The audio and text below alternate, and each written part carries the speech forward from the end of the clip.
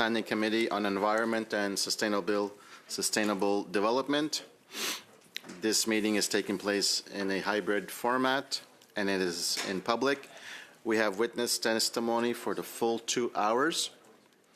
For those in person, please follow the health and safety guidelines for using earpieces written on the cards found on the table. Point of order, sir. There's no translation.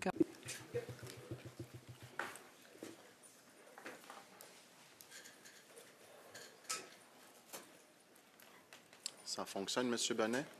Does it work, Mr. Bonnet? Is it working? Testing? No. No, it's not working. Testing, Mr. Bonnet? Testing? Testing?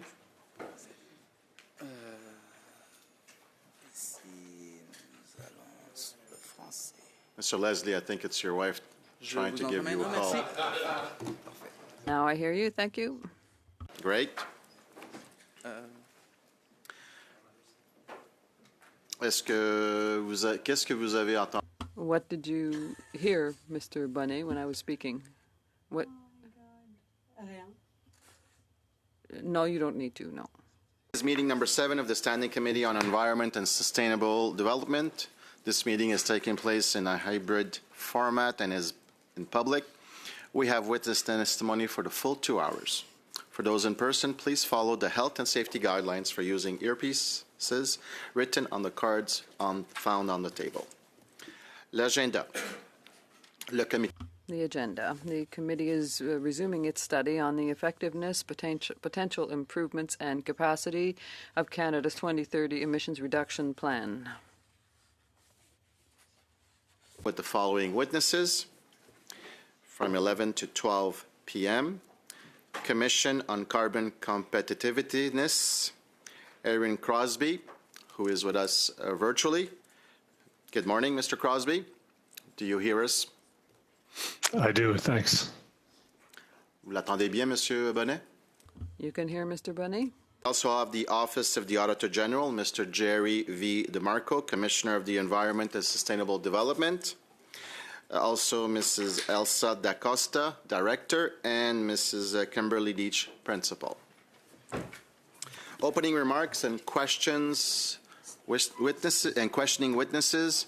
Chacun des témoins Each of the witnesses will have 5 minutes for their opening statement.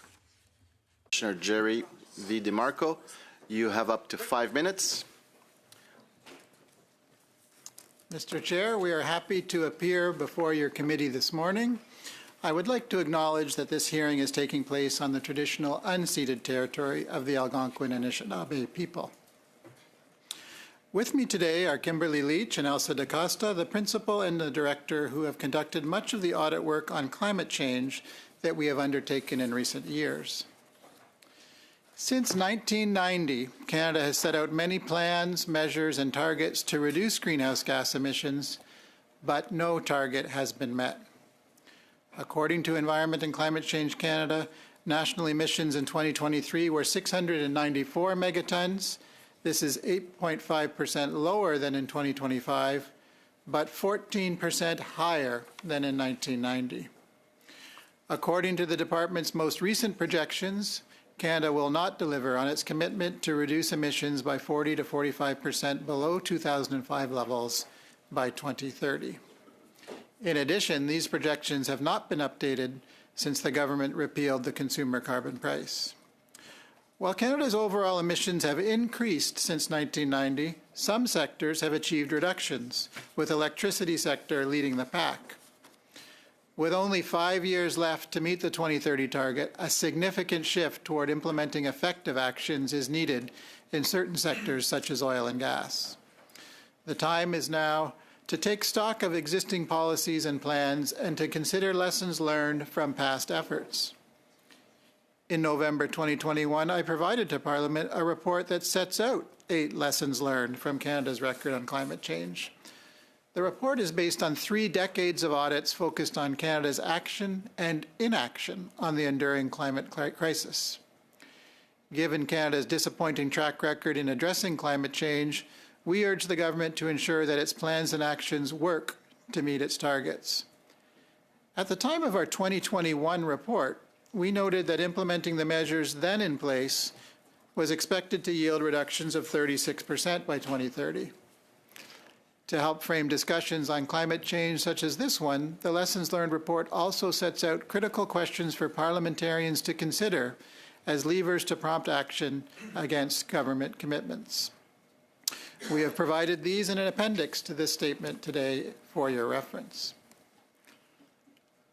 Le premier rapport d'environnement et changement Environment and Climate Change Canada's first progress report under the Canadian Net Zero Emissions Accountability Act, issued in 2023, shows that the gap between the anticipated results from current measures and meeting the 2030 targets persists. This legislation, if implemented diligently, should help establish the accountability and oversight needed to reduce emissions and meet targets. Since 2021, our office has examined about 40 of the more than 140 measures identified in the 2030 Emissions Reduction Plan, or its progress report. Our most recent report on this topic, tabled last fall, highlighted 6 common themes from our findings, such as delays in the implementation of measures, unreliable estimates of emission reductions, and a lack of transparency. In our audit work, we have noted that many experts and international bodies agree that a policy package with a range of measures, such as regulations and carbon pricing, can support deep emission reductions if they are stringent enough and applied widely. The enduring crisis of climate change looms larger than ever. We are at a crossroads, globally and nationally, and we face difficult decisions on how we deal with a changing climate and what kind of a world that we want to leave to future generations. It is clear that new or enhanced measures are needed to put Canada on track to meet the 2030 emission reduction target. In this context, on track means 3 things. First, there needs to be a plan with concrete measures that add up to meeting or exceeding the target. Second, there needs to be reliable modeling of the reductions the plan is expected to deliver. Third, there needs to be an effective implementation of actions resulting in significant year-over-year reductions. This is my opening remarks. We are happy to answer any questions the committee may have. Thank you. Merci, Monsieur le Commissaire DeMarco. Thank you, Commissioner DeMarco. Tool that can help us during all our meetings. It's very easy to understand, so please, that means you got 1 minute to go to speak, and then when I flip it over, that means time is up. So this is as for all members, as well as for our guests, witnesses, etc. So I will now turn the floor. Mr. Crosby, I see you find that very funny. I'm happy to see that. I welcome the discipline. So the floor is yours, Mr. Crosby. Thank you. Thank you, and thanks for the opportunity to be with you today. I wish I was there in person, but in fact, I'm coming from the traditional territories of the Sinixt and Kanaha people in western Kootenays of British Columbia. I chair the Commission on Carbon Competitiveness. It's a group of 11 experts drawn from different fields, and we're devoted to in-depth thinking about the competitiveness of Canadian industry in the context of a decarbonizing world. I'll be presenting some of the findings that are contained in our first 3 reports. But first, as a little side trip, why do we focus on industry? Well, in part because it makes up over 40% of our national emissions, and getting those down is critical to achieving our targets for 2030 and beyond. But also because it is the last frontier in climate policy. We can see clear paths ahead for electricity, for transportation, even for buildings, but industry is the last on the docket. because it is also the toughest. In part, it's tough because these are heavily traded sectors, and we don't want our climate policy simply lowering their competitiveness vis-a-vis the producers in less climate ambitious countries. So that's one pillar of the carbon competitiveness angle. Another pillar is the fact that the markets of the world and the investors of the world increasingly care about the carbon footprint of traded goods. And if we don't successfully decarbonize, we lose markets, we lose jobs. Think of the EU CBAM, an example that is being followed by other countries, or the 100 plus sustainability standards currently in use or being developed in the global steel sector alone. So we see carbon competitiveness not even so much as an environmental preoccupation as it is an essential ingredient to Canadian prosperity in the years to come. I'm going to try to distill 3 key messages from our research to date, the ones I think most relevant for this committee's deliberations. First, Canada's industrial pricing systems are critical, but they need serious fixing. 2, in the long run, output-based pricing is going to struggle to protect against leakage and loss of competitiveness, so we need to start thinking now about mechanisms like border carbon adjustment. And 3, an industrial carbon price is necessary, but it is not sufficient. It needs to be heavily supported by other policies. So to go in a little more depth on those 3. First, modeling from the Canadian Climate Institute shows us, and you've heard this from other witnesses, that the potential mitigation from large emitter trading systems like the OBPS is slated to account for almost half, up to almost half of the incremental mitigation out to 2030. But industrial carbon pricing in Canada is in crisis. The sectoral performance standards, that is the level above which carbon price is paid, need to be tightened. But more important is that they need to be much better tailored to the different sectors. These standards are supposed to protect against the risk of carbon leakage and competitiveness impacts, and our research shows clearly that those risks are vastly different from sector to sector. So the current approach is too burdensome for some sectors, and it provides absolutely no incentives for others. I mean, other improvements are also needed, and you've heard this: price transparency, stronger rules on equivalency, price floors or contracts for differences, larger markets, and so on. But our key message is the need to treat the different sectors differently. Second, right now, those sectoral standards are working pretty well to stave off the competitiveness and leakage risks. But in the long run, they are not enough. As firms decarbonize over time, there's going to be a need to keep carefully tightening the standards to keep the credit markets in balance.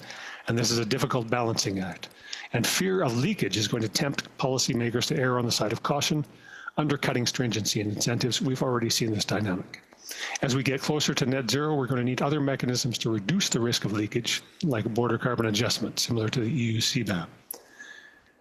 That kind of an instrument is going to be challenging for Canada to implement, though, for reasons that include wanting to avoid kicking a hornet's nest south of the border. But we need to begin now to explore the policy options, the viable options. And finally, an industrial carbon price may be necessary, but it is not sufficient. All sectors face barriers that are going to impede their investment in responding to that price. So we need sector-specific enabling policies to make that carbon price work. And this is true not just in the legacy sectors like steel and aluminum, it's also true in the up-and-coming sectors of our future. Think carbon fiber from bitumen, think critical minerals and batteries, and so on. Our most recent report, published with the Transition Accelerator, pushes for a game-changing new Canadian industrial strategy. We need to apply the lessons of successful industrial policy, choosing a small number of sectors or technologies and pushing hard on them. We're not going to get breakthroughs without that kind of active policy support. To wrap up, achieving Canada's climate targets has to be more than an environmental achievement. It has to also be a nation-building effort that sees us, to use the analogy, skating to where the puck is going, finding success and prosperity in the burgeoning low-carbon markets of the future. I thank you for your attention and look forward to questions. Thank you, Mr. Crosby, for your opening remarks. And I now commence with the Conservative Party. Mr. Bexte for 6 minutes. Thank you. Thank you, Chair. I appreciate the opportunity to speak, and thank you, witnesses, for being here today. I appreciate it. Commissioner, at Monday's committee meeting, Dr. Exner-Perot of the Macdonald-Laurier Institute indicated that the ECC's modeling of oil and gas production declines under the emissions cap was based on data that was unproven or overly ambitious. And it's not played out as expected, so the predictive forces unproven. Given that, and your own report finding that emissions reduction estimates are often unreliable and not transparent, why is the department still relying on unproven data to guide these climate policies? And how do you ensure that ECC models in the future are going to be more accurate? Thank you for the question. It has been a source of some frustration for our office in the sense that we've had to recommend and re-recommend, not just in my tenure, but with previous commissioners as well, the need for more transparency and more accurate modeling. Why has it been such a tough nut to crack by Environment and Climate Change Canada? I don't know. That would be a good question to ask them when you have them before you as witnesses. But I am in agreement that to date, the quality of the modeling and the assumptions going into them has been not up to standard, and the degree of transparency with respect to that has not as well. And I would add that improving the transparency could also lead to more accurate modeling, because other third parties would be able to use the data, run models, and do their own work, as is common in scientific fora. So improving transparency and accuracy is something we've recommended several times, and you'd have to ask the department as to why they're not progressing as far as we'd like and as you'd like. Okay, thank you. Have you been able to at least establish some error bars on the output of the modeling? Or establish the uncertainty? We don't, but the department does that sort of thing, and I believe Ms. Leach may be able to expand upon that. Yes, it is something that we have recommended, that they more transparently report the uncertainty bars, the barriers. Okay. It's been a recommendation we've made, yep. Thank you. Commissioner, your most recent audit report found that Environment Climate Change hasn't identified which measures are actually key to meeting the target. Similar concerns were raised in the 2023 report. So, like, repeated not improving or not changing their behavior. How can Canadians have confidence that the plan is on track if we can't say which measures are more effective or not? I don't believe Canadians should have confidence that the plan is on track, because the plan is not on track. What would the government need to do to get it on track? Like specific examples of? So the three things that I mentioned at the closing of my opening statement would be what I would formulate as the key elements of being on track. And I won't repeat them, but if they do those things, then you would be seeing year-over-year decreases that, if extrapolated, would get us to the 2026 objective, the 2030 target, and the 2035 target, and the 2050 target. But we haven't been seeing that. We don't even have yet, so that's on the results side in terms of emissions. On the plan side, we don't even have a plan that adds up to the necessary reductions to get there. So it's not a big surprise that we're not seeing the results when we don't even have a plan that adds up. Could you speculate on the impact of reducing the consumer carbon tax or eliminating the consumer carbon tax, what the impact has on emissions? So as I mentioned before this committee in the last session last December, the plan as it was then, in ECCC's estimation, added up to only 36% reductions instead of 40 to 45. And we said we didn't believe that that number was accurate. It was something below 36 because of the assumptions and so on that we just spoke about. Now that they removed that measure, it's something even lower.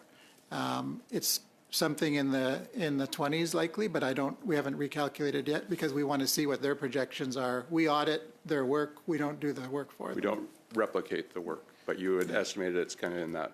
Well, we'll audit their work, but they haven't updated the projection since the removal of that measure. Have they indicated, are they going to, or when you might expect them to update that work? I would hope that it'll be in the progress report that's due under the Act, but I think you'll have to ask them specifically. Fair enough.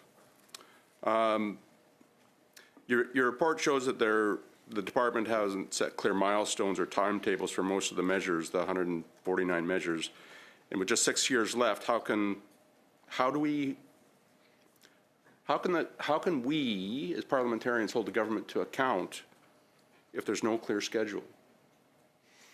Well, deadlines drive action and provide a sense of urgency. So that was one of the hopes of adding in an objective for 2026 instead of just thinking, oh, 2030 is a ways off. Some of the options have been under consideration that we talked about in the last session are annual carbon budgeting, for example, where you would have specific amounts and targets for each year to keep on track. That's one element. There are different ways of doing it, but a stepwise plan to get there, as opposed to just a hope that we will arrive in 2030 and land on target, is not sufficient, and we know that from the last 30 years. Commissioner DeMarco, Monsieur Saint-Pierre, la parole est à vous. Monsieur Saint-Pierre, you have the floor. Thank you, and thank you for your testimony. I have a question for all three of you. As you know, provincial governments play a determining role in Canada reaching its goals. I am a member from Quebec, and it has its own goals for 2030, and I know that the provinces have a lot of tools to reduce their emissions. So my question is, actions taken by provinces like Quebec or Alberta in reducing emissions, are they up to scratch? Well, the issue of climate change is going to depend on the actions taken by all levels of government, the communities, the private sector, and the average Canadian. Will the federal government be confident that the measures taken by provinces will be enough? No. They need to show leadership on this file. And it was confirmed by the Supreme Court of Canada that they have the powers to do this through the legislation on protection of the environment. It's all under federal jurisdiction. So if they want to, if the will is there, they can be a leader. But at the same time, they need to cooperate with the provinces in the areas under their jurisdiction. So until now, if we look at all of the measures taken by the federal government and the provinces, it's not enough to achieve the goals.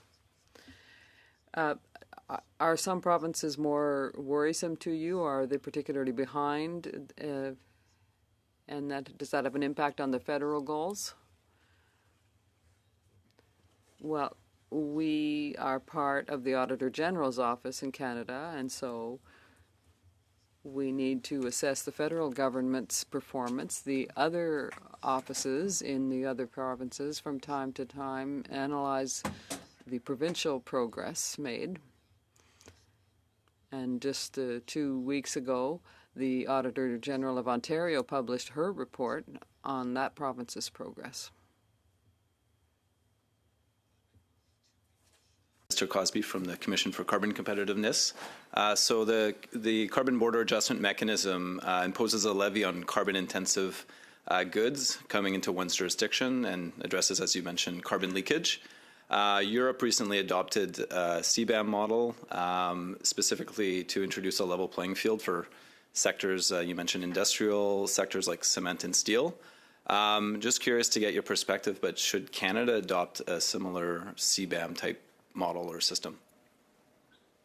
Our finding was that Canada has no choice. As in the immediate term, the output-based allocation, that is the sectoral standards under the industrial pricing, are working to prevent leakage and competitiveness risks. But going out, when firms start to decarbonize more and the credit markets get tighter, that's not going to work anymore. We are going to have to find some other ways to protect against competitiveness impacts and risk of leakage. And the European CBAM is a pioneering effort in that space. We're all watching it to see how well they do. Not an easy challenge, but I think it's inevitable that Canada will have to go there. And other players are doing the same. Australia, Japan's considering it. Norway, UK, as I said, have adopted it. We're looking at any country with a seriously ambitious industrial carbon price has to think about how you protect the competitiveness of those industries, and border carbon adjustment seems to be the premier tool of choice. Great. Maybe a follow-up question. So we're living in a fairly complex world right now with a discussion around tariffs being front and center. I would argue that our new government is handling the situation exceptionally well. Could Canada implement carbon tariffs as a way to ensure that our Canadian industries be strengthened?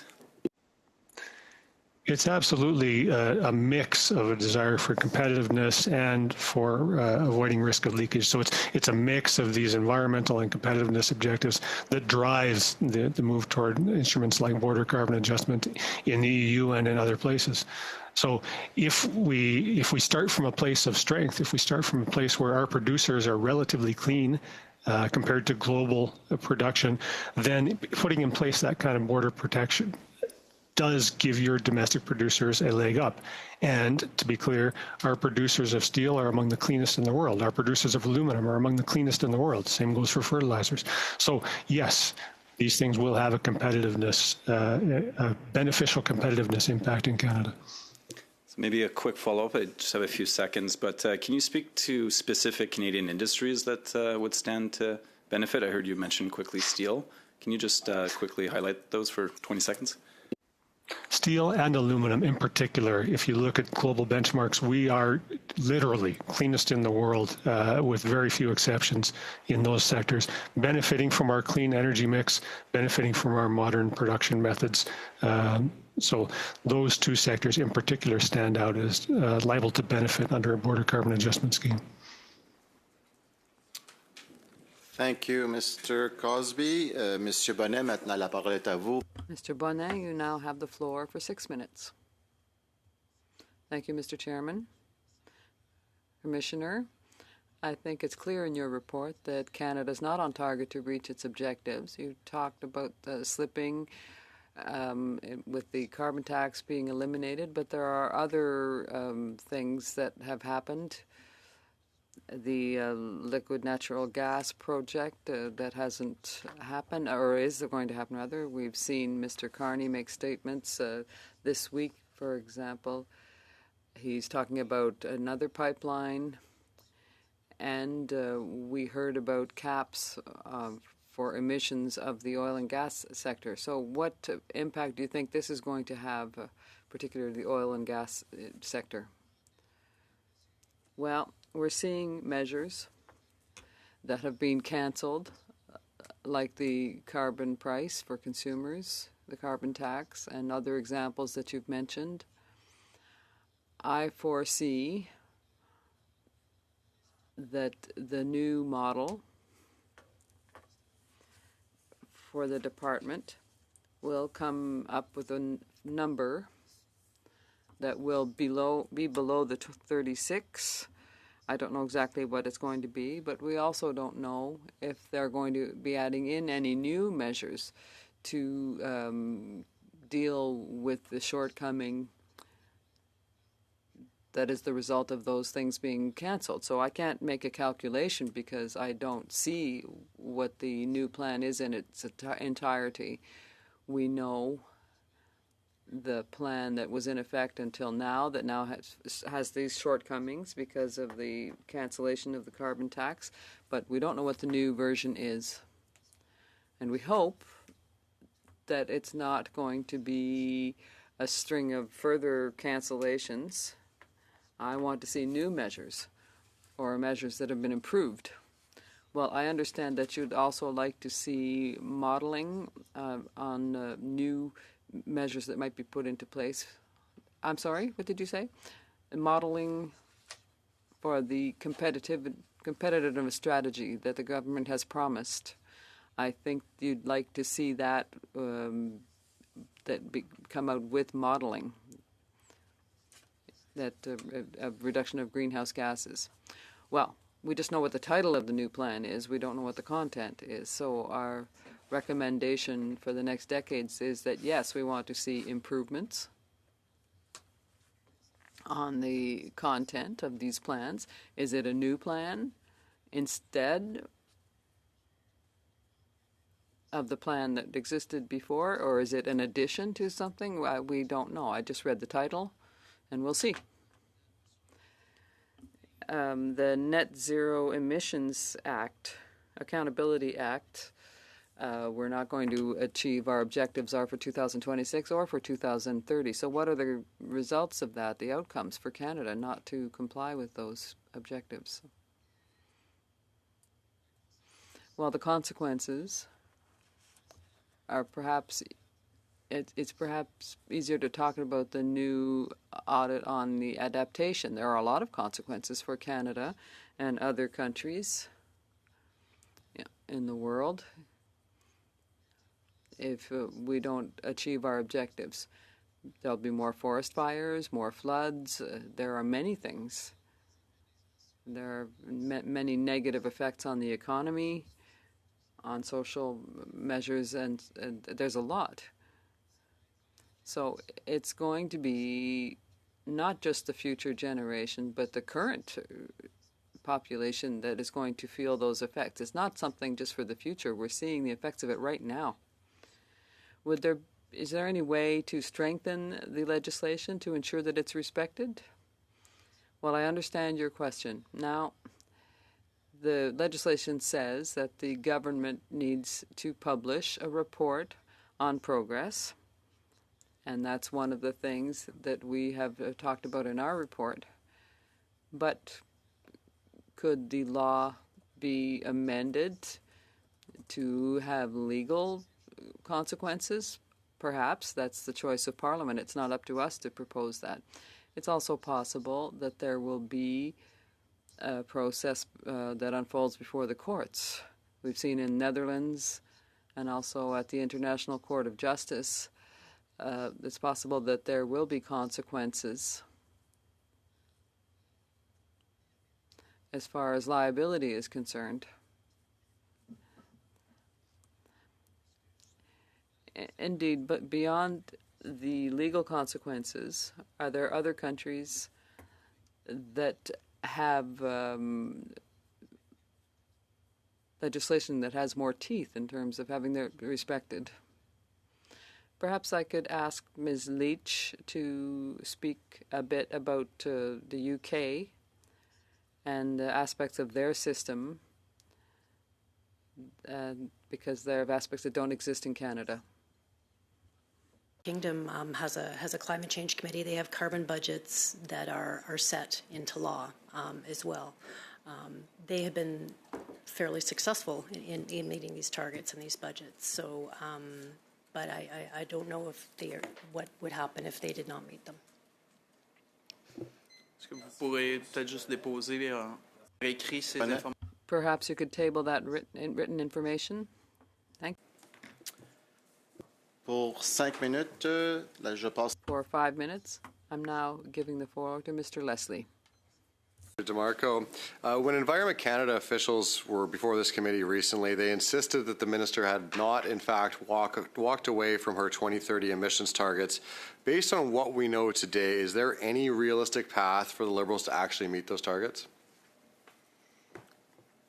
So even though I've concluded now for a few years that they're not on track to meet the target, that's not the same thing as throwing up one's hands and saying there's no hope of meeting a target. It's a matter of will and putting in effective measures. So it's only 2025. Time is getting short. Some people are giving up on it, but it is physically possible to still make the effort to meet or at least get close to the 2030. A past history of failure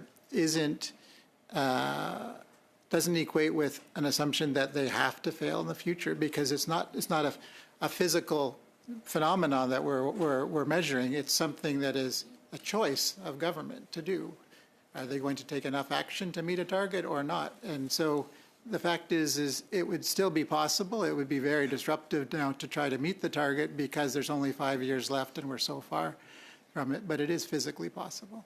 So you mentioned the word disruptive there, and you mentioned effective implementation. So assuming that the government is still attempting to reach this target, in your expert opinion, what would they have to do to actually achieve it? From a policy standpoint, are we talking about a lowering of a cap of production of the oil and gas? Are we going to need to double the industrial carbon tax? Are we going to need to fast track the EV mandate? What specific policies, drastic policies, would be necessary to actually achieve, as you outlined, the hope would be? Yeah, so the choice of policy, as I've indicated in previous testimony before this committee, is for the government. They know the possibilities, and the choices are difficult. Each one has stakeholders or affected parties that might be negatively affected by the choice. Some of them also have stakeholders that will be positively affected by the choice, and so on. But ultimately, it's up to the government to come up with its selection of measures and for them to add up to a minimum of 40% based on proper assumptions without double counting and some of the things we've talked about. But the actual choice amongst the various different tools, it's not for us to say. I can say that regulation, pricing, subsidies, those are the three main ones. And then to a lesser extent, less tangible things like education, procurement, those are some of the other tools. Within those, you have experts such as the gentleman who's on the line with us today who are better positioned and within their mandate to recommend very specific measures. But I can tell you what we've seen for the last 30 years is plans being created that have not met the targets. So the lesson needs to be learned to create more realistic plans, but more importantly, implement them effectively. So, Mr. DeMarco, what is the point of the Net Zero Accountability Act then, if no one is ever held accountable for outlining all these plans yet achieving none of the results aimed for? Does it not make a complete mockery what the Liberal government implemented the act that has no teeth and then go on to break the act by achieving none of the results that they set out for? Well, the degree of accountability was the choice of Parliament in passing that piece of legislation.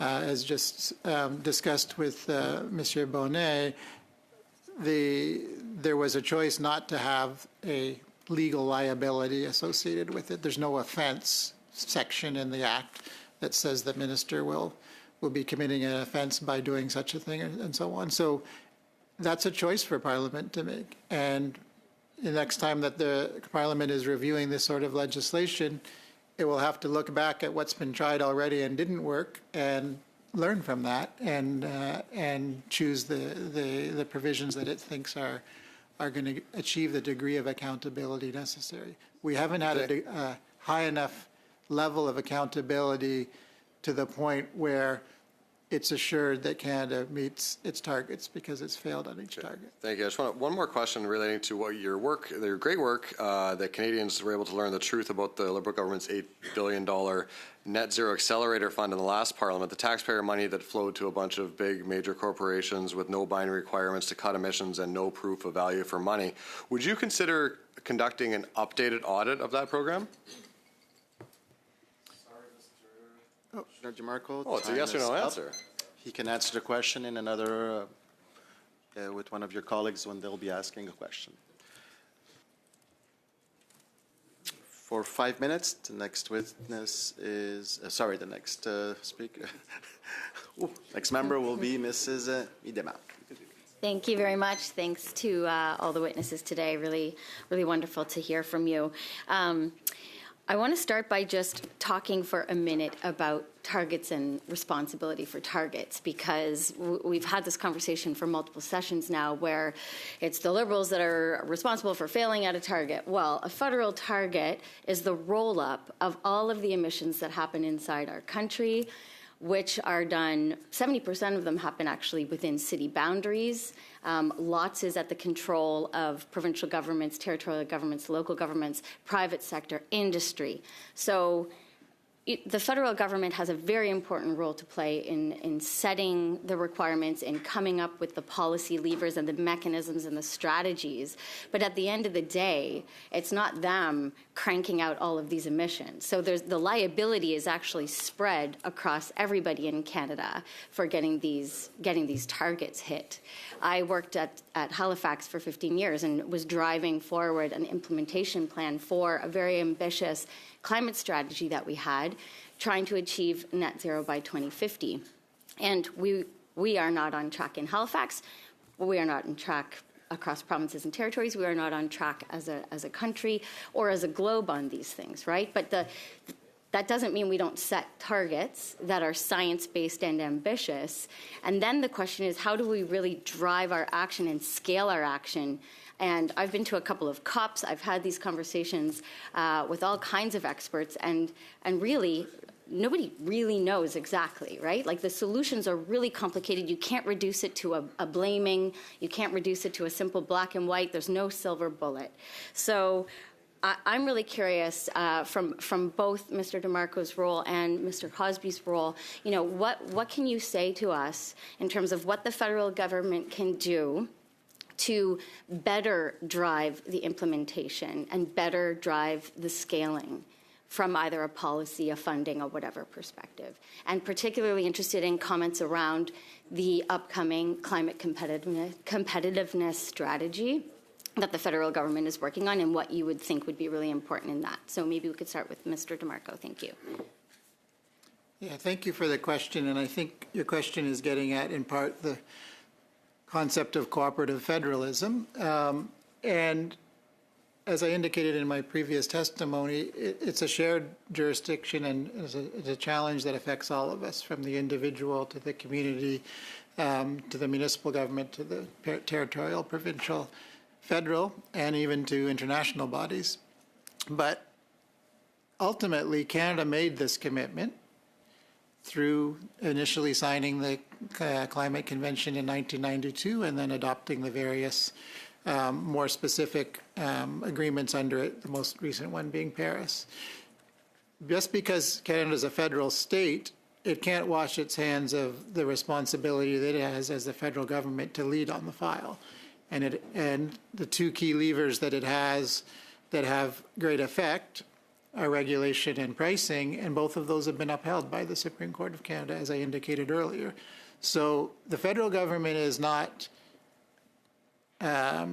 unable to act in this case. It's not the same sort of shared jurisdiction where it only has, say, for example, a fiscal tool to use. It does have a regulatory tool under the criminal law power for CEPA and under the national concern power for carbon pricing. So it could do more at the federal level if it's seeing that they're not getting cooperation from other levels of jurisdiction. Sure, I believe that, a few years ago when we had the Pan-Canadian framework and there was more of a consensus on the need for climate action, that's preferable in a federal state like Canada. But when there isn't consensus, then the federal government does have quite a bit of room to take the lead on it. And it isn't just a case that its work is at the mercy of other levels of government. Thank you. And Mr. Cosby, please. Thanks. This is an excellent question. And two thoughts. First, I think we could, if we dissect the failure of the consumer carbon price in Canada, the lesson is clearly that in order to implement environmental policies, climate change policies, you need a political constituency, and you need to communicate well the policy. You need to communicate the need for the policy. If that constituency doesn't exist, the policy is subject to failure. And so I think if we're thinking about what the upcoming climate competitiveness strategy looks like, the framing sounds good. It needs to be married with environmental objectives. Thank you, Mr. Cosby. Sorry, time is up. Monsieur Bonnet, maintenant la parole est à vous pour 2,5 minutes. Monsieur le Président. You have 2.5 minutes. Mr. Cosby, I'd like to know, did you make recommendations in light of the carbon competitiveness strategy? We know that for the federal government. If yes, if so, could you table that document with us?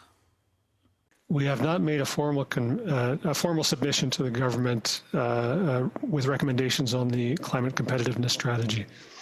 All of our work goes to that strategy more broadly, but in the context of creating this particular upcoming strategy, we have not made recommendations. Est-ce que vous pourriez... Could you table something with the committee in light of that stuff? I would be delighted to do that, yes. D'accord, merci. Thank you. I invite you to do so, obviously. In fact, I'd like to check with you in light of the fact that Alberta as well as Saskatchewan, have weakened, or at least will no longer comply with the carbon price at the federal level. Is it your understanding that the federal government should intervene to make Alberta strengthen its carbon tax? And with the current system, do you think that it's the equivalent, for example, of what we have in Quebec with the carbon cap and trade? Or does Alberta have an advantage over Quebec because theirs is less stringent? Reasons that I say that the industrial carbon pricing regimes in Canada are in crisis is precisely because we don't have a particularly strong and effective regime of assuring the kind of equivalence that you're concerned about here. And certainly Saskatchewan's failure to implement industrial carbon pricing and the most recent changes in Alberta to its tier system are causes for concern. And most commentators would agree that both of those changes significantly weaken industrial carbon pricing in those provinces relative to the federal benchmark. Obviously, it's not my place to pronounce on equivalence, but in the upcoming carbon pricing review, it has to be front and center, the need for strong and in-depth criteria to determine that equivalence, to ensure that all provinces are at the same level of stringency. And Quebec is a particularly good example of that stringency. Merci, M. Benet. Il vous restera quelques temps. Je vous le donnerai plus tard. 2.5, oui. Il y avait juste 2. Thank you, Mr. Bonnet. That's the end of your time. And now? The floor is yours for 5 minutes. Thank you, Mr. Speaker, and thank you to both presenters for your presentations. It was very enlightening. Mr. DeMarco, I just want to repeat a question that was asked by my colleague, and it was quite intriguing because most of us are quite new to this committee and to the environment file at a federal level. But thanks to your work, Canadians learned the truth about the Liberal government's $8 billion Net Zero Accelerator Fund, which is taxpayer money flowing to major corporations with no binding requirement to cut emissions and no proof of value for money. Would you consider conducting an updated audit of that program? Thank you for the question. So our Net Zero Accelerator Initiative report from last year was the subject of some hearings at this committee and other committees as well. And I should add before directly addressing your question, we do point out, this, as the other witness does, Mr. Cosby does here today, we point out the absence of an industrial strategy that would help guide the choice of sectors to subsidize at the federal level. So that's something that comes up in that report as well. In terms of a follow-up, we now have a system within our office that we have committed to report to Parliament annually on the climate change file. We've done 2, and we'll do another one in November. And we will select reports from previous years to do follow-ups on that cycle. So we may not do a standalone follow-up of the Net Zero Accelerator, but it is now in the hopper for our continuous reporting on an annual basis. So I can answer in the positive that yes, we will be looking at it again, but maybe not as a standalone report. Okay, thank you very much. And Mr. Crosby, competitiveness. In your work, I read the job description of your department. When you're doing your work, do you actually compare different programs from different countries that actually deal with emissions, specifically with oil, gas, gasoline, diesel, natural gas? I'm sorry, could you repeat the question? Do we compare different programs from different countries with respect to their oil and gas sectors? Was that the question? Yes, because in my way of thinking, I'm thinking the competitiveness in terms of a global scheme. And our competitors in terms of oil and gas is Russia, Saudi Arabia, United States, for example. 80% of our product comes from the United States. So do you do any kind of analysis to compare the competitiveness of their sectors versus what we're doing here in Canada? We did a fairly robust analysis of the competitiveness determinants of Canadian oil and gas as part of our overall sectoral net casting. And I should say that our competitiveness, in terms of oil and gas, the competitiveness of Canadian oil and gas, especially in the U.S. market, is not under threat. It's delivered by fixed assets. Those are pipeline. It goes primarily to Midwestern refiners that have to buy our particular brand of sour heavy crude because they're tooled up, billions of dollars of investment tooled up to be able to use that. They can't just switch to Permian Basin light supplies. That doesn't work. So we pretty much have a captive market there, and as well, our Tidewater supply of oil does pretty well as well. I mean, we stack up well in terms of heavy crude against our competitors in Venezuela and Mexico. And again, there are facilities globally that only want that kind of heavy crude. We're well placed. Our assessment was that we don't have competitiveness problems relative to our international competitors. Okay, maybe I didn't phrase that well enough. We're talking about the emissions cap and the industrial carbon tax, for example. How does that make us competitive with countries that don't have carbon tax or emissions cap, like Russia, Saudi Arabia, United States, in terms of a global competition scheme? How do we match up on a global level? Sure, and I'm sorry I didn't catch the drift the first time around. Yeah, but I do come back to the same question. So if we're thinking about the competitiveness impacts of climate policy on our Canadian oil and gas exports, and we're looking at, for example, our oil exports, we have captive markets. And we have, moreover, a great deal of rent accruing to there's a fair bit of profit accruing to Canadian producers. We are low-cost producers. And even at US $65 a barrel, we're making a good deal of profit. So our assessment was that the future costs of climate action in Canada weren't a particularly great concern for the oil sector in particular because of those captive markets. Gas is a little different. And Mr. Fanjoy, the floor is yours. Thank you. Mr. Cosby, it's clear that addressing and meeting our targets for addressing climate change is the more affordable route than not meeting them. Ultimately, we're going to have to get there sometime, and that the sooner we get there, the faster we will benefit from greater competitiveness for our industries, greater affordability for Canadians. But industry and governments are sometimes subject to short-term thinking. This is a long-term problem. I'd be interested in your observations as to how we can encourage industry for its benefit and Canadians for their benefit to look at this as something that is going to may involve some upfront investment, but that investment is going to pay off in spades very quickly.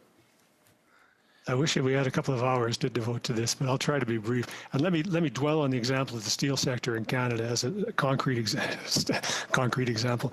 That sector, look, they need to make major investments to decarbonize, and the carbon price is one incentive to make those investments, but there are elements beyond their control that keep them from making those investments. They need to know with some certainty that there's going to be availability of green hydrogen at scale, of low-cost electricity at scale.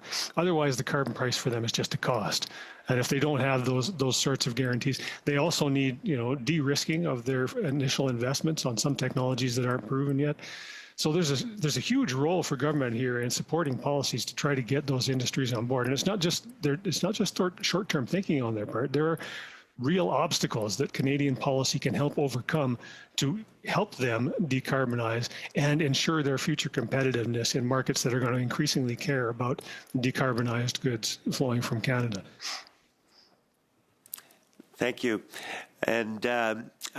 DeMarco, you've got a unique perspective here in that you're doing this work on a federal level. You've previously done it at a provincial level in Ontario. I'd like to hear your observations on how Canada might, and I use the term Canada in the referring to all three levels of government, how we can run this three-legged race more effectively as we meet our obligations to reduce GHGs.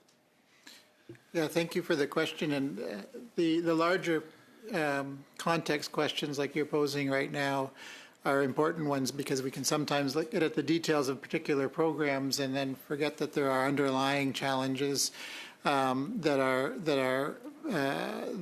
present that are very difficult to crack. And this is my second hearing this morning where we've been talking about the need for a long-term approach to these issues. I would say that it's critical, and I don't think Mr. Cosby used the term, but it's critical to have social license for the activities that are going to change people's lives and their livelihoods and their incomes. There needs to be buy-in, and that's why education is important, and it's actually one of the lessons in our lessons learned. If there isn't support for measures, not just among government actors negotiating, but amongst the population, then the measures will not last. And we have the discussion already about the consumer carbon price coming and then going. So I would say that the federal government needs to take the lead and try to encourage the collaborative approach, but should do so in a way that doesn't give the impression that it will do nothing in the absence of consensus. So there needs to be some sort of backstop or baseline that those who are negotiating with the federal government know that, oh, there are consequences if we don't reach an agreement. In negotiation talk, what's our best alternative to a negotiated agreement? Well, in this case, the federal government may come in and do things that the province doesn't want to happen. This is part of the challenge of Canada in a federal state, in addition to the municipal and Indigenous governments as well. But it's not something that's impossible to overcome. DeMarco, and this puts an end to the first round. I would like to thank all witnesses for their testimony this morning. The witnesses are excused, and the meeting will suspend while we prepare the next witness panel. Thank you.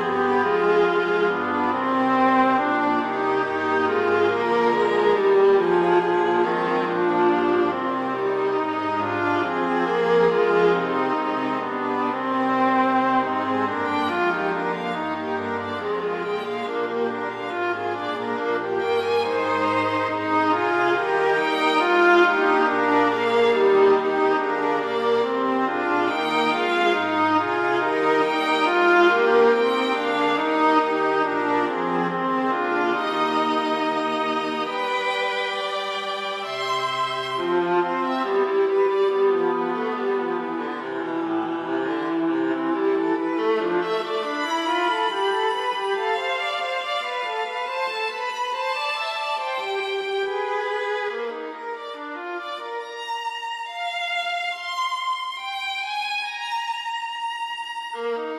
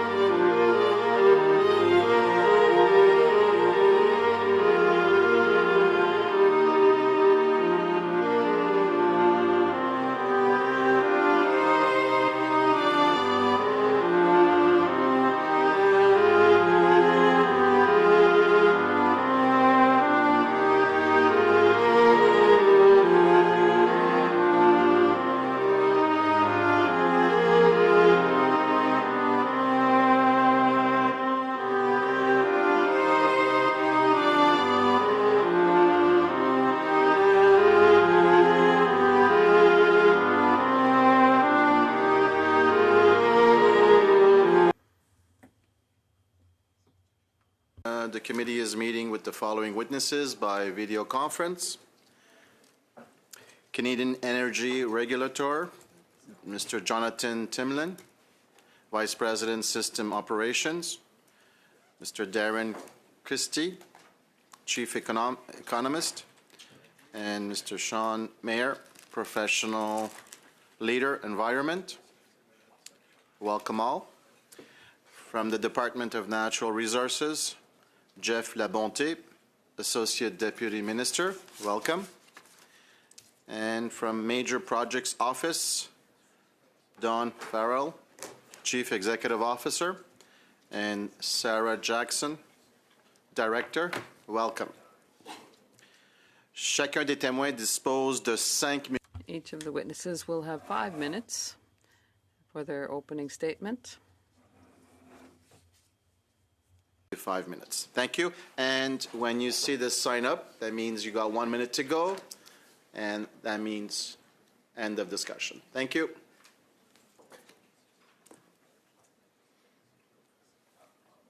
Good morning, Mr. Chair.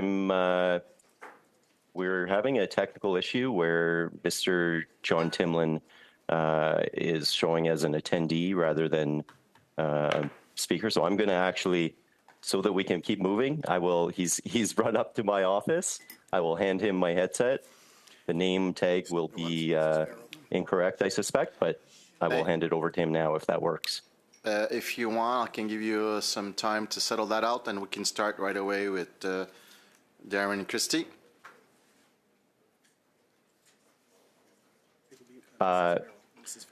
Mrs. Farrell? Farrell? Thank you. Yes, I can start if you'd like. Thank you. Okay, thank you. So I'm Dawn Farrell, and I'm the new Chief Executive Officer of the Major Projects Office. And of course, I'm joined by my colleagues, Mr. LeBlante and Sarah Jackson, who were really instrumental in getting this office off the ground, which I started on September 1st. So in terms of the last 39 days, I can tell you that we are hitting the ground running. There's lots to do. We have people focused and a plan, and really a lot underway that hopefully we can convey to you today. Our job is to advance large-scale projects of national significance that would create major opportunities for our country. We are here to strengthen both the regulatory framework and ensure the financing framework for these projects are such that we can uphold the values of Canadians and bring these projects into execution in a 2-year time frame.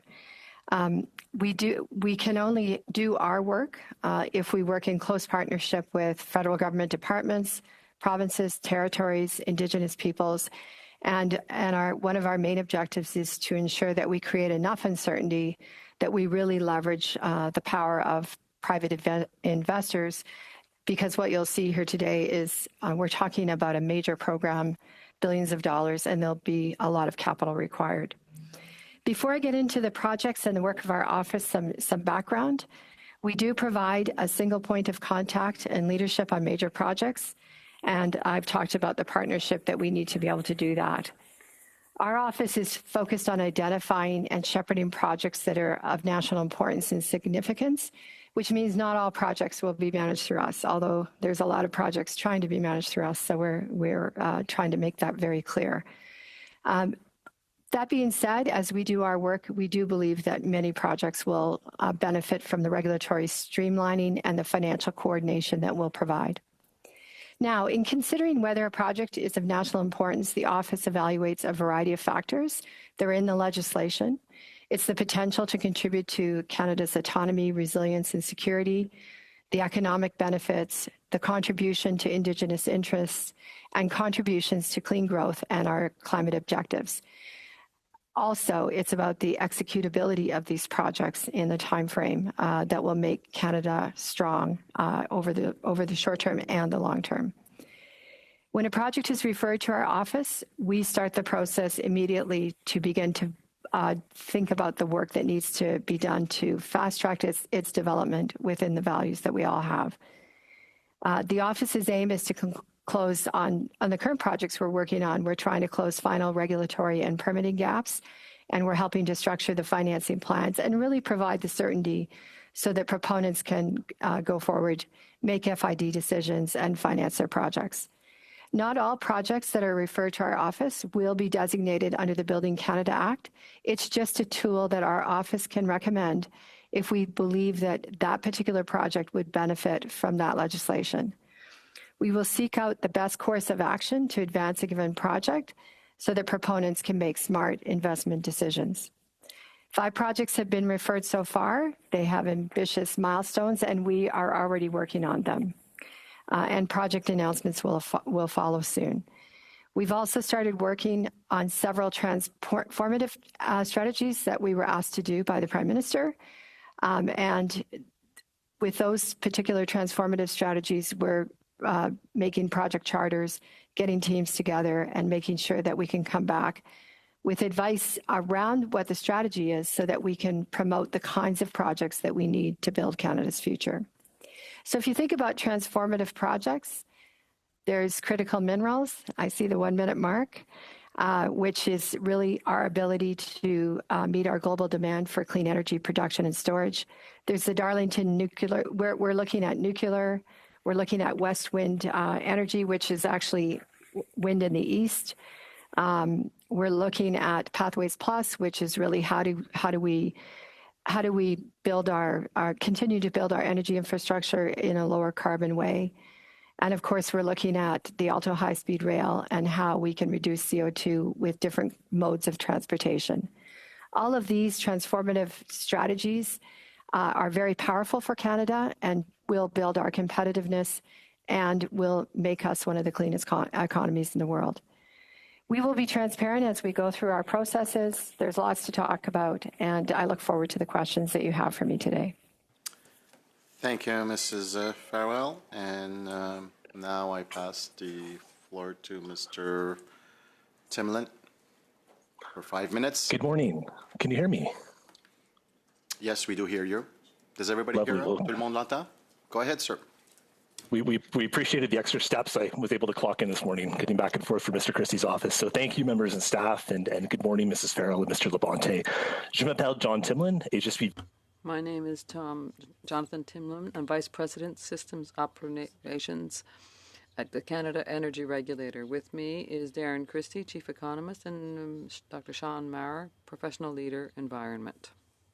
Before you today from Calgary, located within Treaty 7 territory, the traditional territories of the Blackfoot Confederacy, which includes the Siksika, Piikani, and Kainai First Nations. Treaty 7 is also home to the Tsuut'ina First Nation and Stoney Nakoda, including the Chiniki, Bearspaw, and Goodstoney Nations. We'd also like to recognize the Métis, who have settled in southern Alberta and call this place home. Je vous remercie de me donner l'occasion de vous parler du travail de la... I'd like to talk to you a bit about the work of the Canadian Energy Regulator. ER's mandate, how we assess energy infrastructure projects in relation to their greenhouse gas emissions, and how we support the Minister of Energy and Natural Resources and the Canadian public with information about potential future scenarios for Canada's emissions, production, and energy mix. The CER's mandate is clear: to regulate energy infrastructure, international and interprovincial power lines, and offshore energy projects in a way that prevents harm and ensures a safe, reliable, competitive, and environmentally sustainable delivery of energy to Canada and the world. Our mandate includes the full life cycle of the energy infrastructure we regulate, from design and assessment through to construction, operation, and end of life. We oversee approximately 73,000 kilometers of federally regulated pipelines and just over 1,600 kilometers of power lines. Nous jouons un rôle économique important en ce qui concerne les droits tarifs pipelinières. This is an important aspect. The regulator also has approval to give on certain projects. We have to make decisions and have a dialogue on energy in Canada. At the forefront. It's the reason we exist. The CR does not develop or set government policy, including federal climate policies. Questions on these matters are best directed at our colleagues at NRCan and Energy and Climate Change Canada. And speaking about our mandate, I also want to recognize that reconciliation with Canada's Indigenous people is core to our work. We're implementing the United Nations declarations on the rights of Indigenous people by enhancing Indigenous involvement in our oversight, building renewed relationships based on recognition of rights, improving the cultural competency of the CR and the staff, and driving meaningful change in the CR's requirements and expectations of regulated industry. The CR Act established the Commission of the CR as a court of record, responsible for making independent adjudicative decisions and recommendations on pipelines, power lines, and offshore renewable energy projects within Parliament's jurisdiction. In making a decision or recommendation as to whether a proposed facility is in the public interest, our Commission takes into account a number of specified factors, including the extent to which the project hinders or contributes to Canada's ability to meet its environmental objectives and commitments in respect of climate change. In assessing the extent of emissions, the Commission also considers how the project's predicted emissions impact Canada's GHG reduction targets. The Commission may impose legally binding conditions as part of a project's authorization. Conditions may refer to additional mitigation measures and other requirements to avoid or reduce a project's GHG emissions. Alongside our regulatory functions, the CER plays a vital role in providing timely and relevant energy information and analysis to support the industry conversation in Canada. We monitor energy markets on an ongoing basis and produce a series of publications on topical energy issues, such as energy trade. Mr. Chairman, point of order, there's no interpretation.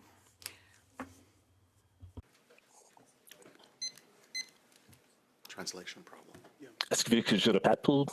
One second, Mr. Timlin. We'll just figure out the problem on our side.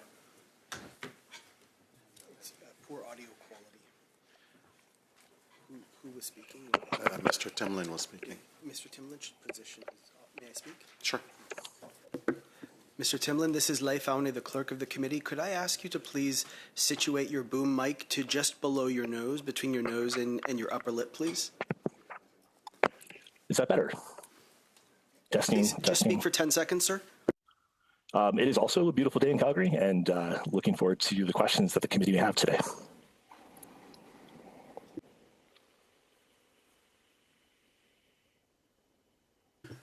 Mr. Timlin, you got 2 minutes left. Great. I have about 30 seconds left of comments. So as I was saying, we monitor energy markets on an ongoing basis and produce a series of publications on topical energy issues. Sorry, Mr. Timlin, we don't hear you again. Translation. I could go back to Mr. Christie's office.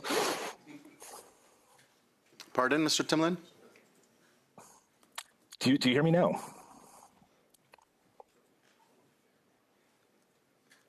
They're judging based on what he says. If he's silent, they can't. Please go ahead, speak, Mr. Timlin, just so that we'll be able to judge if it's working or not. Absolutely. Very much looking forward to the long weekend, spending time with family. Monsieur Bonnet, it's a pleasure to be before you today.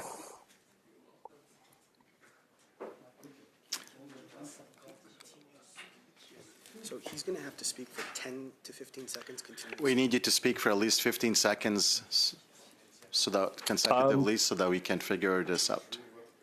Yeah, for sure.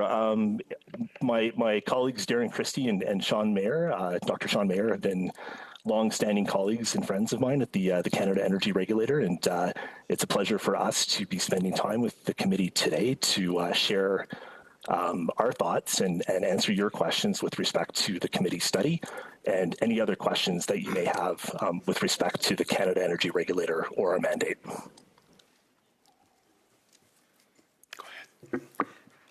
Mr. Timlin, this is Leif Aune, the clerk of the committee again. We don't have your speaking notes. If you could read them, as you read them, if you could just slow yourself to the speed of natural speech. It's common to read a bit more quickly than we speak naturally. If you could just slow it down for the sake of our interpreters, that would be helpful. Thank you, sir. Absolutely. Thank you.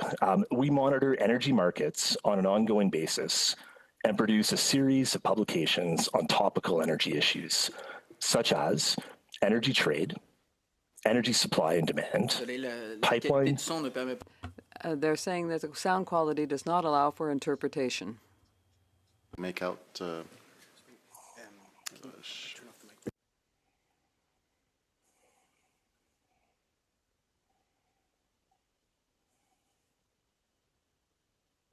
So, Mr. Tillman, in order to go ahead with time, because time is a factor, you can provide us with your opening remarks. We will put them into our record, and this way we will now proceed with questions to witnesses. Thank you. Thank you, committee. So, Mr. Ross, for 6 minutes. Leslie. Oh, sorry. Mr. Leslie. Mr. Leslie, the floor is yours for 6 minutes. And then I'll be leaving. Is it here? Can I start with Mrs. Farrell, please? I've been informed that the government officials are quietly telling stakeholders that the new powers in Bill C-5 could be used to bypass the Liberal tanker ban on the Pacific coast. My question is straightforward. Does the Major Projects Office now have the legal authority to exempt certain projects from the Oil Tanker Moratorium Act, yes or no?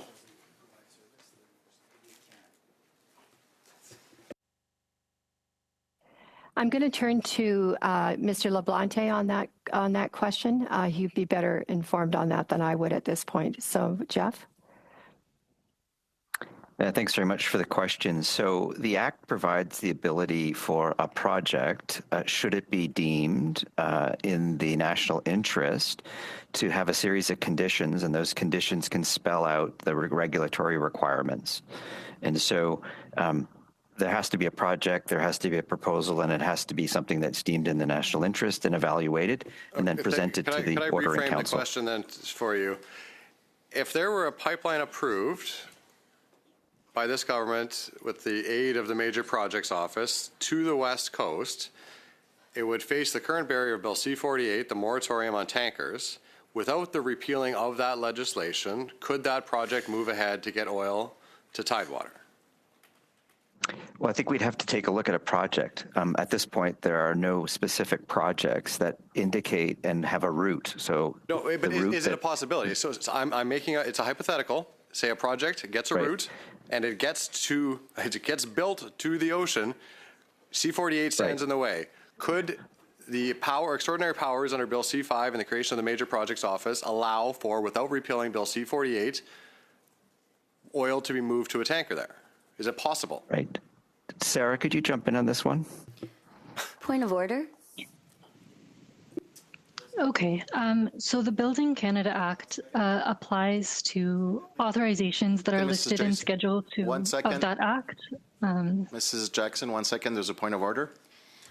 Just wondering how this question relates to the study at hand. I would argue that it's irrelevant. Thank you. Witness, please continue.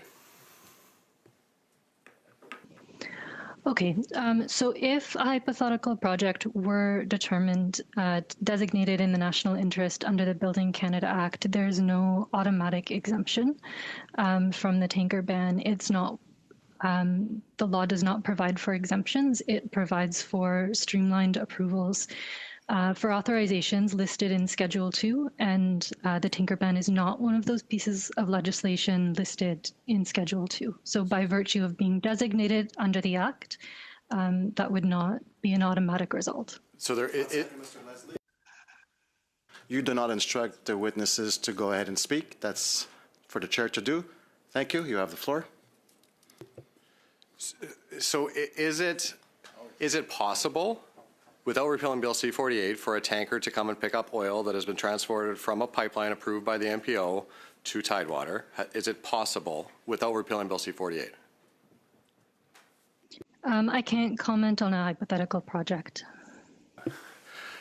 Ms. Farrell, we've heard a lot about consensus from this Prime Minister. As clearly as you can define it, what is consensus in terms of the need for a project to be deemed in the national interest?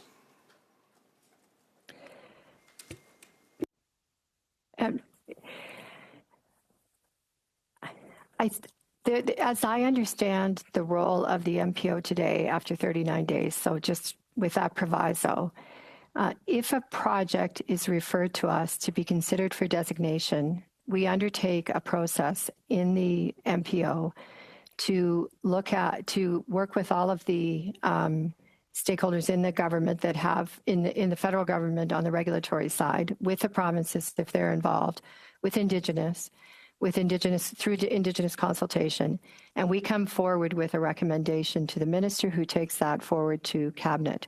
Thank you. I think I have that right. So you mentioned the 5 projects that have been referred to your office. Who exactly referred them to you? Because on the flowchart on your website, there's nowhere where the government refers projects to this office. There was a press release issued on the 11th of September where the Prime Minister of Canada announced that the government had referred 5 projects to us and 6 transformative strategies for us to start work on. Why isn't that indicated on the flowchart on your website as to how the referral process works? Ms. Jackson, can you, or Mr. Chair, Ms. Jackson be better prepared for that answer? Good. Yeah, absolutely. That flowchart on the site is a flowchart explaining the process to designate a project under the Building Canada Act. As Mrs. Farrell mentioned in her remarks, not all projects referred to the Major Projects Office are going to be designated under the Building Canada Act. So that flowchart shows a specific process related to designation. It's not meant to outline the process for referring projects to the office and other measures that the office may take to support projects aside from designation under that specific tool. How many projects have been submitted through the intake on the website? And by next week, could you table the names and the summary of the projects that have been submitted thus far? As well, while you're submitting things, I would love to know who exactly has been coming to meet with this office thus far. So if you could share that with the committee, it would be appreciated. Thank you very much. Time is up. Next member would be Mr. Grant for 6 minutes. The floor is yours. Well, thank you, Mr. Chair, and thank you to the witnesses for taking time to be here today. My first question, Ms. Farrell, is that I've heard arguments that building major projects such as new energy infrastructure and large-scale industrial developments runs counter to Canada's emissions reduction goals. In your view, how are major projects essential to actually achieving those very goals? If you look at the major projects and the transformative strategies that we're looking at today, plus what we potentially see coming, as a group, they meet the criteria that's been set under the Act. So as a group, they do strengthen our autonomy, resilience, and security. They provide economic benefits. They can be successfully executed. They do advance interests of our Indigenous people, and they contribute to clean growth and our objectives. So if you start to dissect them, you see things like, for example, you see things like Darlington, which provides clean nuclear to the people of the province of Ontario. Over the long term, you see us looking at the wind resource in Eastern Canada and how that can be brought to bear. You see a lot of work on critical minerals, which is essential to a strong electricity system with storage. And you see things like LNG and pathways, which are enable us to bring greener natural gas and better bitumen to the global marketplace, which contribute overall to climate change. So as a portfolio, and as we develop the portfolio of projects we'll be working on, they contribute to all of those objectives. Thank you. I know from living in British Columbia that impacts of climate change are felt most acutely by First Nations, especially those in rural and remote areas. I've seen wildfires and flooding devastate their communities, and we know that having Indigenous proponents involved with major projects often motivates project proponents to design projects that minimize greenhouse gas emissions. A good example of this is LNG 2 up in northwestern British Columbia. Can you share how the Major Projects Office is supporting Indigenous equity participation and ensuring that Indigenous voices are at the table from the very beginning?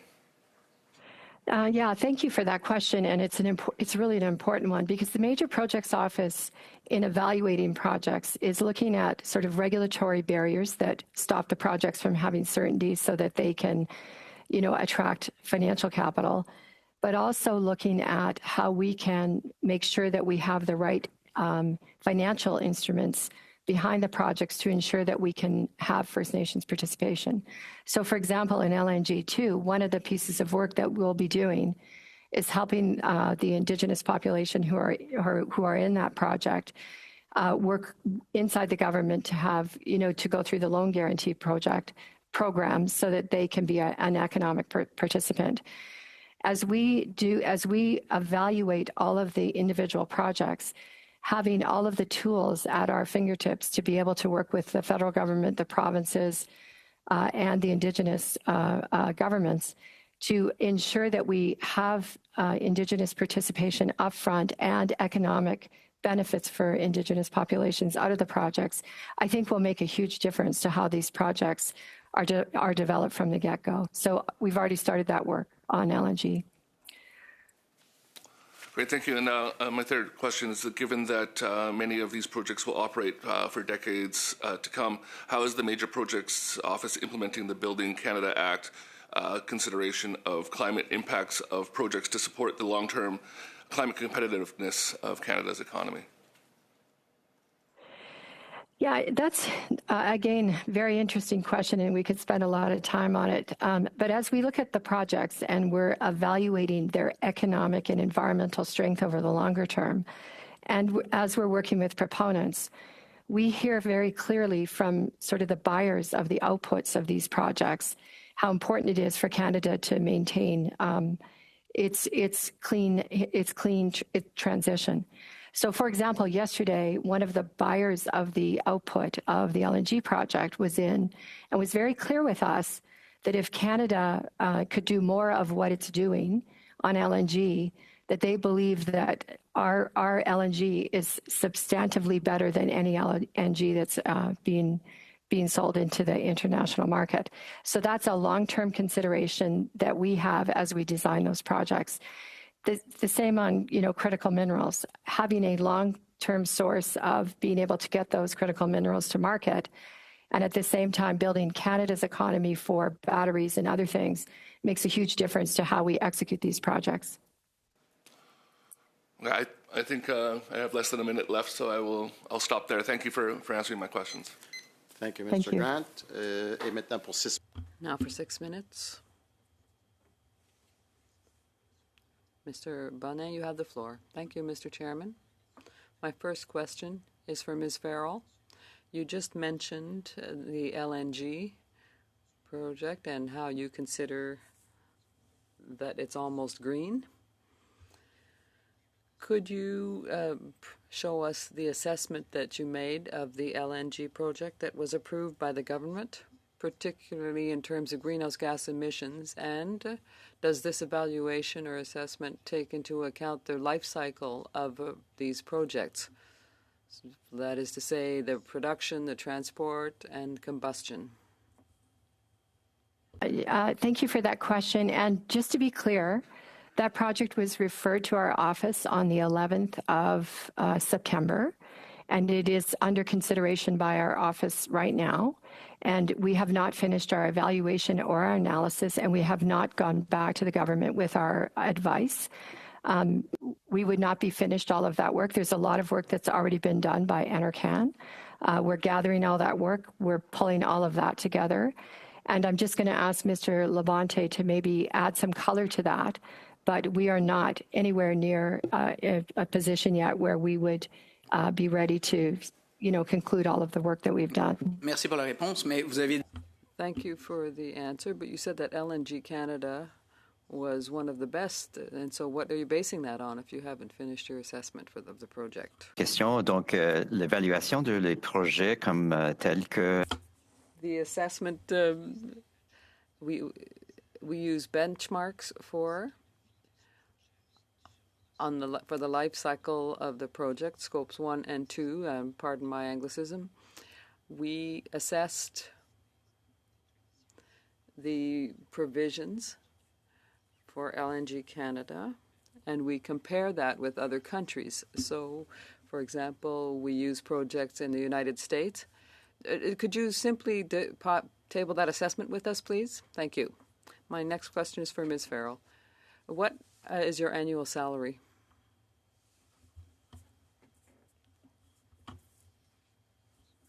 I think it's somewhere in I'm not really sure. It's in the range of 700,000 with base and incentive. OK, donc $700,000. So $700,000 a year. If I do a quick calculation, by 2030, that's 5 years, $3.5 million by 2030. That's more than a third of the action plan's budget, which is $1 billion. So considering that, do you think there should be more funds given to the action plan, the transition action plan? Frank, I'm not sure how to answer that question. I'm not sure what you're referring to. Est-ce que vous pensez qu'il devrait y avoir plus? Do you think that there should be more money for energy transition and the action plan, because that's $1 billion budget that was announced? Comment on that. I don't know, Mr. LeBlanc, if you can add to that or Ms. Jackson, but... Merci, c'est votre opinion à vous que je voulais avoir. No, that's all right. I wanted your opinion. So you're assessing. Well, we know that not the bill, but the Building Canada plan is to build projects quickly. There are provisions, and you have to do summary assessments. So what is your expertise in terms of assessments for greenhouse gas and climate change projects? So just if I step back from it, if I look at the major projects that we'll be looking at, the total value of those projects to contribute to Canada's goals around economics and clean growth. Pardon, Madame, ma question est sur votre expertise. Pardon me, my question was on your expertise in terms of climate change. S'il vous plaît. I am going to get to that. So if you look at the total amount of projects that we're assessing, it's in the range of $500 billion over so far 10 years. And we think that should go up. My expertise comes from 35 years of expertise in electricity, 2 years of building a pipeline, and over 40 years of working on climate change policy and systems in Canada, which I started in 1987, probably before many people that are on this committee. I'm an economist by training. I'm a CEO by training. I'm a financial expert, and I provide all of those.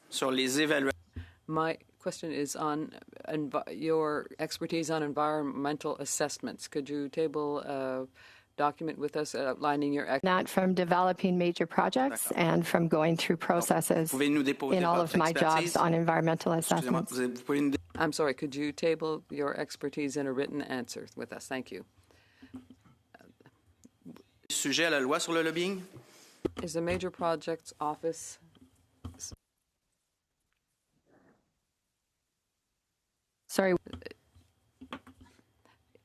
is the Major Project Office subject to the Lobbying Act? Mr. LeBlanc or Sarah? Oui. A quick answer, please. Oui. Yes. The answer is yes. Thank you very much.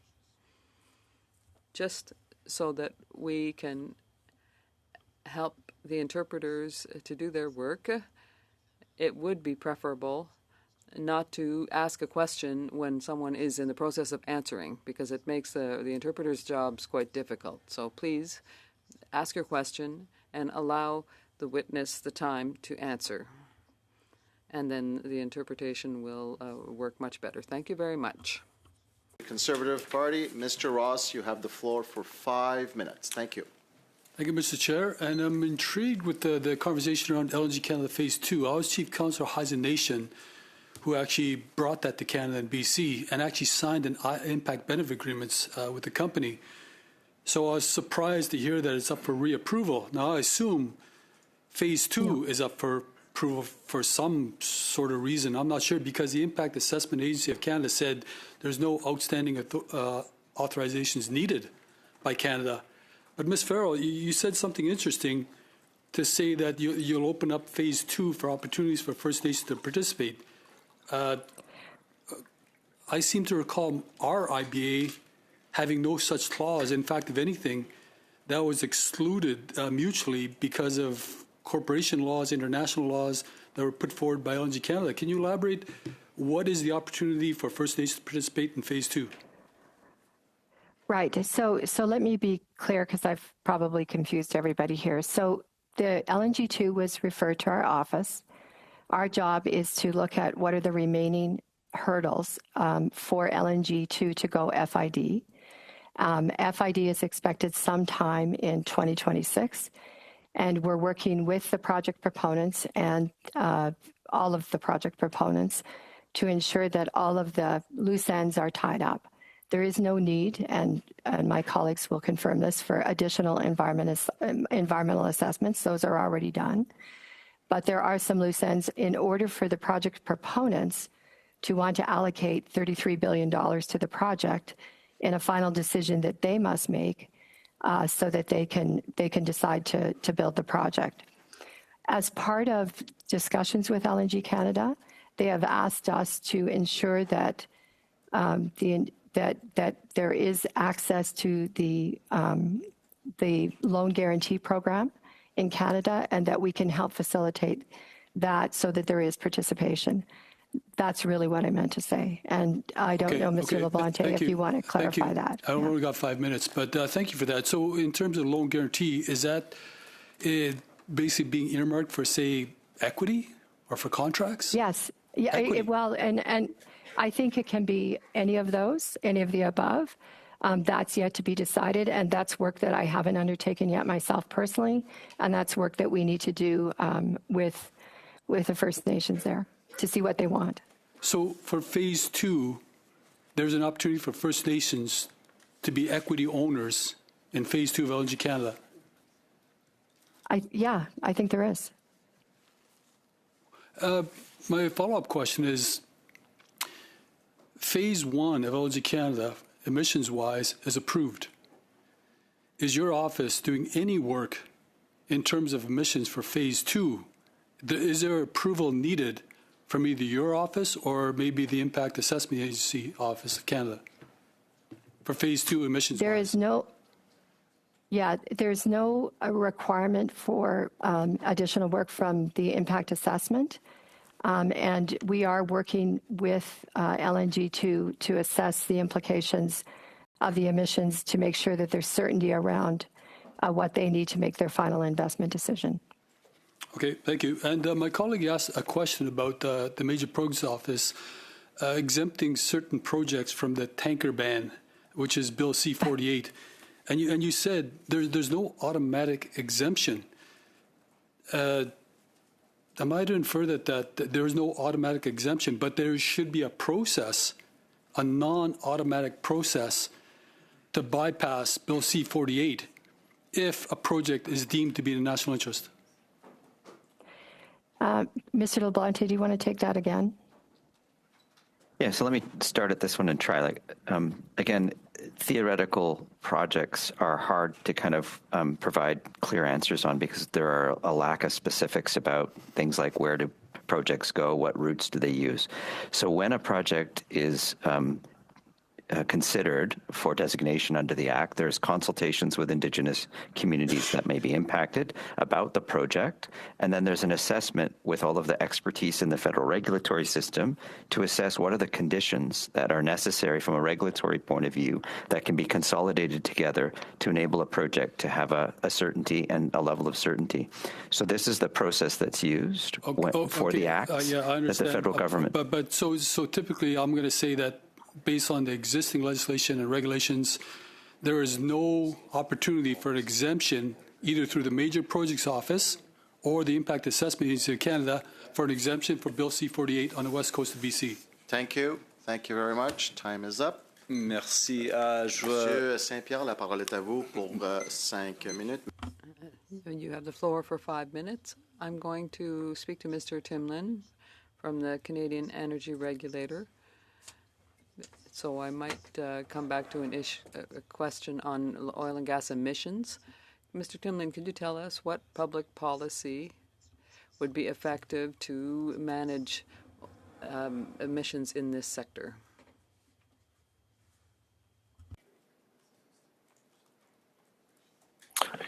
Thank you for the question, Mr. St. Pierre. The CER doesn't set policy, so that wouldn't really be a question that we would be able to advise on. This is something that would be best left to our colleagues at Environment and Climate Change Canada. Okay, maybe a follow-up. Is the CER tracking actual versus... Mr. Chairman, the witness was not approved through a sound test. Difficulty with translation. Can there be somebody else on your team that can respond in your place? Oh, sure. We did do a sound test yesterday, but I will turn it over to our Chief Environment Officer, Sean Mayer. But we're having difficulty in getting the translation through. All right, Mr. Mayer, please. Thank you. Okay, Chair. Thank you. I'm happy to answer the question. The CER doesn't really have a policy role. We don't advise on policy. That's as Mr. Timlin was saying, that would really be best placed with our colleagues at Environment and Climate Change Canada. Great. Maybe I'll follow up with a question to you. Is the CER tracking actual versus expected adoption of low-carbon technologies, such as CCUS or power storage or electric vehicles? Question to you is, what trends are emerging and which technologies are most likely to develop based on existing trends? Maybe I can take that question. Good morning, Darren Christie of the CER. So our work, in addition to the regulatory side, as Mr. Timlin mentioned at the opening, we also have an energy information function. And as part of that, we do look at what's happening in technologies in real time. And we also, as part of our Canada's Energy Future series, look ahead out to 2050 at different scenarios and how the energy picture might evolve in Canada over that time.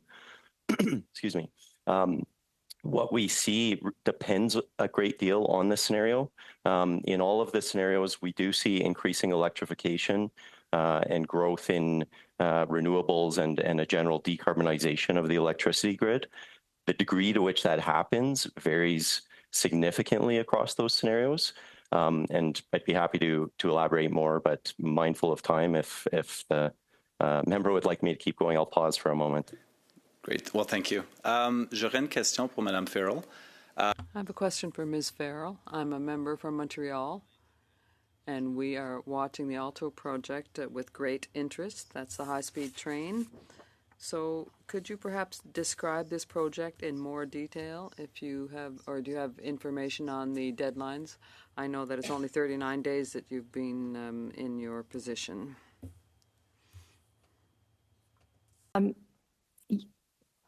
Yes, I have had some initial discussions with the team that's in Montreal that is set up to organize that project as a whole.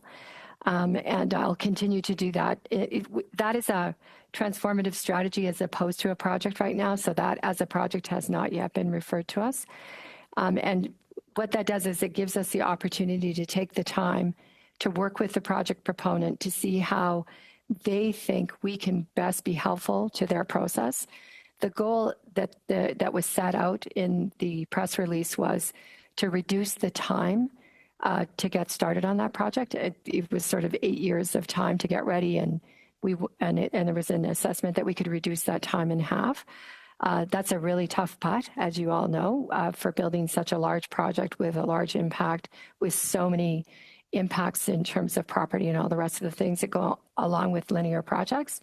But we are just in the process now of beginning to work with Alto to see how the Major Projects Office can be additive to what they're trying to do without being an extra layer of bureaucracy.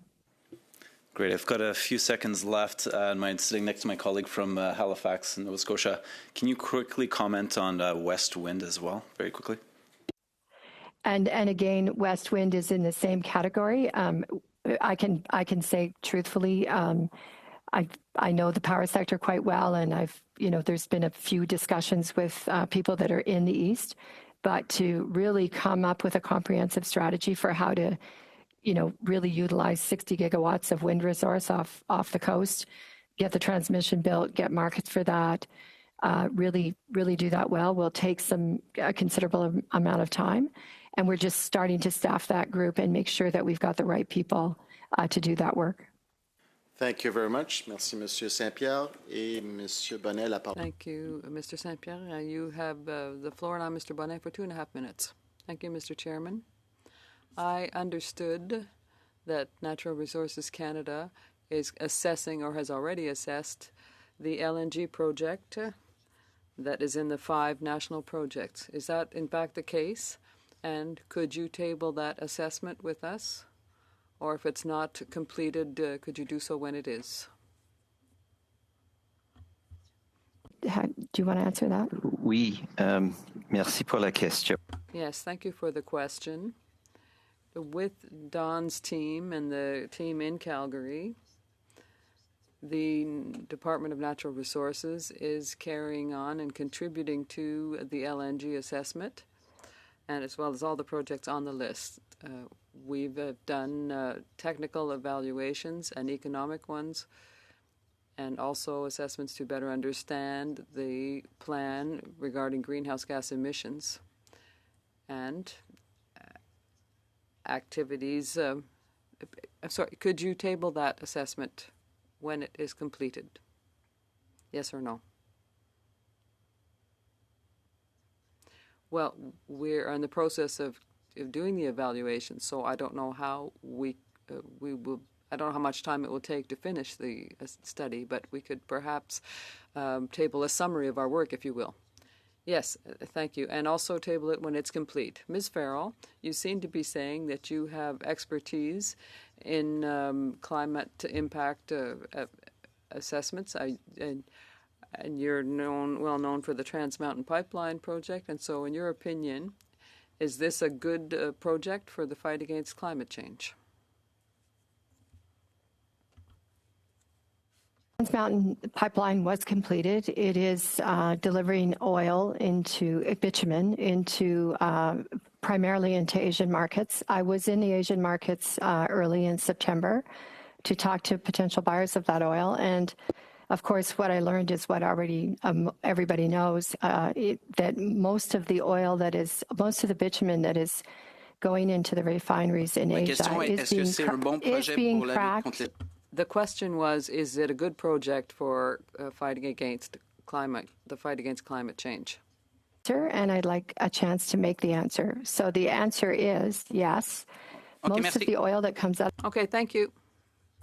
Cracked to make naphtha, which goes into petrochemicals, which goes into making electric cars to electrify the grids in Asia, which I think will contribute to climate change.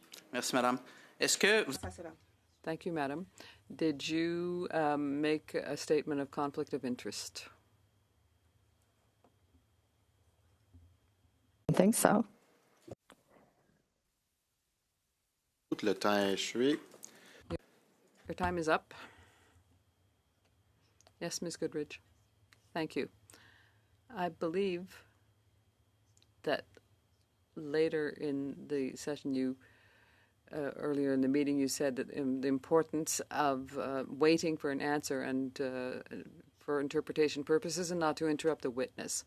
So I think it's getting very close again. Now it's difficult to follow when people need to listen to the interpretation. Thank you. Okay, that's noted. The next member will be Mr. Bexley. Thank you, Chair. Appreciate it. Thank you all. There you go. You're good. Thank you, Chair, and thank you to all the witnesses. I appreciate you being here today. Mrs. Farrell, just for clarity, the Major Projects Office, is that the first point of contact for proponents in the future? I mean, there's the 5 that have gone now, but looking forward, is that the intent? There's many points of contact right now. So, for example, a lot of major projects come in through the provinces and come in through various federal government departments, especially NRCan and transportation. But there are projects that can have direct contact with our office. But we do anticipate it coordinating all of the projects in such a way that, everybody, so there's a single list. Thank you. So how many projects are in your queue now that you're aware of completely, like directly to MPO and through other channels? Well, right now, from what I can tell from the data, there's 500 projects that think they're major projects. I hope that's not the case, because we definitely can't handle that volume. But right now, we're assessing this month 9 additional projects to determine if they meet some of the criteria that I've laid out for you. Okay, thank you. So you also indicated that there's different decision criteria, weighting criteria. How are those weighted amongst each other? Like, is any one of them a no pass, like a fatal level, or? There's no weighting of the criteria on a project by project basis. What we're looking at right now is the portfolio of those projects. Do they meet the criteria that's in the Act? And then we have much more specific criteria that we're applying around the executability of these projects. One of the challenges I think that we'll face is many of these projects are not really ready, what I call for prime time. They're way far off in the future, or they're much further down the road in terms of execution. So we want to make sure that we have projects that are also executable in a shorter time frame. Okay, thank you, Ms. Farrell. I appreciate that. I mean, you indicated earlier climate competitiveness is one of the criteria, but how do you evaluate climate competitiveness if the entire economy is shrinking? I mean, that you follow that train of logic. If that's your only criteria, it declines to 0 real quick. I didn't say it was our only criteria. In fact, our criteria are strengthening our economy, providing economic benefits, successful execution, advancing interests of Indigenous people, and contributing to clean growth and our objectives. Okay, thank you. It's as a whole, and they're not weighted. Thank you. Okay. When Alberta comes to the table with their pipeline proponent, how long will it take you to confirm if it meets the considerations for national interest? I can't answer that with any credibility. I've 39 days in the program here. I've got lots of work to do to figure out how to do that. My aspiration would be 4 to 5 months to determine if it's a project that should be designated. Would BC, Premier Dave Eby, the NDP Premier of BC, have a veto over this then? We have to consider all of the views of all of the different departments in the government, Indigenous as well as the provinces, in making our recommendation. As far as I understand, there's no veto of anyone. Nobody has a veto, except for the Privy Council. Well, the recommendation has to be accepted by government and then deferred back to us as designated. So they have the only veto? They have the decision-making power, as I understand it, Jeff. That's correct? Yes. Okay, thank you. Then what happens? It comes back to you after Privy Council, then what? Yeah, then all the tough work starts, because we go from a project has been decided upon to now ensuring that we have a single permit with a set of conditions out of all the people that are involved in the regulation. So the streamlining has to happen so that we can deliver that within a 2-year time frame. Thank you, Ms. Farrell. How many registerable meetings have you had under the Lobby Act so far with proponents or potential proponents? I can provide that in writing. I don't have that information with me. Table everything you can with effect to that. You spoke to financing framework and public, but not about public versus private financing. Do you have any directive on public versus, and could you table that, please, or your guidelines? Yes, we'll table that. Thank you, Chair. Thank you very much, Mr. Rexty. I'd like to thank the witnesses for their testimony today, wishing them a happy Thanksgiving weekend, and the witnesses are now excused. Thank you.